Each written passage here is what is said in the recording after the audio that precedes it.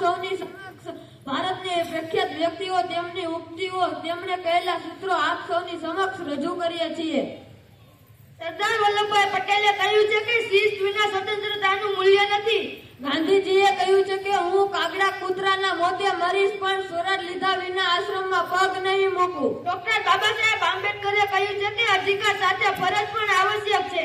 झांसी की रानी लक्ष्मीबाईए કહ્યું છે કે मैं मेरी झांसी नहीं दूंगी। सुभाष चंद्र बोसे કહ્યું છે કે तुम मुझे खून दो मैं तुम्हें आजादी दूंगा। ભગતસિંહે કહ્યું છે કે ક્રાંતિ એ બોમ્બ અને પિસ્તોલ નથી પણ વિચારોની આગ છે। ચંદ્રશેખર આઝાદે કહ્યું છે કે હું દુશ્મનોના હાથમાં જીવતો નહીં આવું मैं आजाद था आजाद हूँ और आजाद ही रहूंगा। સ્વામી વિવેકાનંદે કહ્યું છે કે ઉઠો જાગો અને ધ્યેય પ્રાપ્તિ સુધી મંડ્યા રહો। રવિન્દ્રનાથ ટાગોરે કહ્યું છે કે જ્યાં મન નિર્ભય હોય અને મસ્તક ઊંચું હોય ત્યાં સાચું સ્વતંત્ર ભારત વસે છે।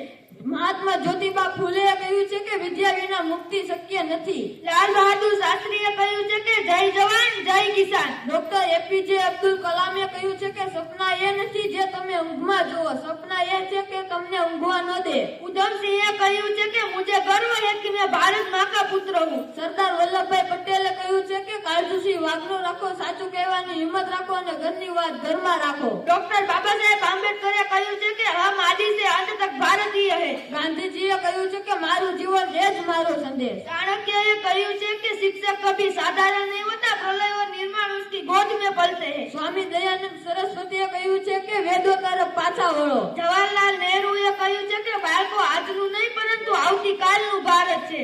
વિનોબા ભાવેએ કહ્યું છે કે સેવા એ જ સાચી ઉપાસના છે। ભારત માતા કી જય।